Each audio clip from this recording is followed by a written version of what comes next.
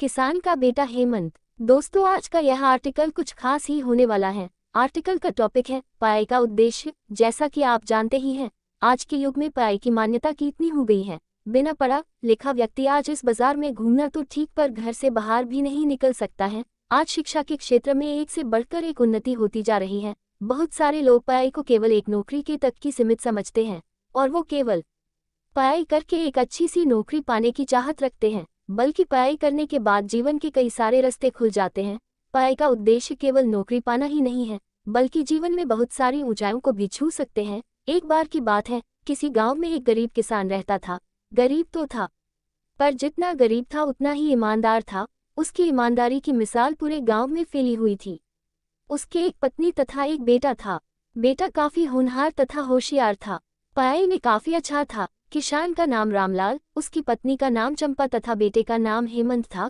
किसान के पास 8 एकड़ जमीन थी, लेकिन पूरी जमीन का फायदा नहीं उठा पा रहा था, क्योंकि एक तो पानी की भी बड़ी समस्या थी और अनपढ़ होने के कारण फसलों में बीमारियों तथा कौन सी मिट्टी में कौन सी फसल बेहतर होगी, इस बात का भी पता नहीं था। ठंड के दिनों में तो वह 8 एकड़ में से एक ही एकड़ जमीन में उपजाऊ कर पाता था, क्योंकि पानी की समस्या थी, और उस फसल में से भी आधी फसल बीमारी से नष्ट हो जाती थी।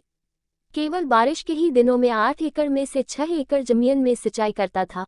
बाकी 2 एकड़ जमीन नदी के करीब होने के कारण पानी में डूब जाती थी। महंगाई भी काफी बढ़ गई थी, इतने में अपने घर का गुजारा भी नहीं हो पा रहा था।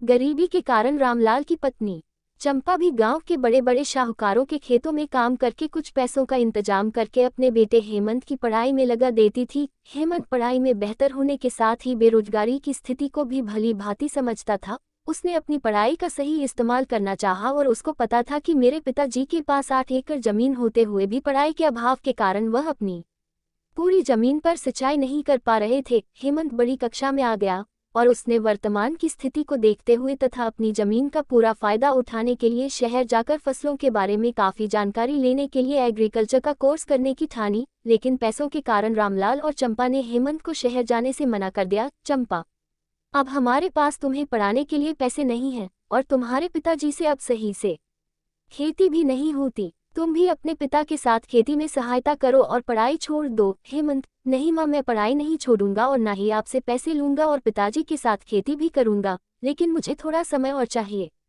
मैं अपनी पढ़ाई के अनुसार खेती करूंगा और मौसम के नियमानुसार फसलों की कमाई करूंगा, अच्छे पैसे कमाऊंगा। हेमंत शहर गया और पढ़ाई चालू की। पढ़ाई को समय देते हुए बचे हुए समय में शहर में छोटा बड़ा काम करके अपनी पढ़ाई, रहन सहन तथा खाने पीने का भी खर्चा निकाल लेता था। बहुत मेहनत करने के बाद उसकी पढ़ाई पूरी हुई और घर लौट आया। अब उसे खेती के बारे में काफी ज्ञान हो गया था।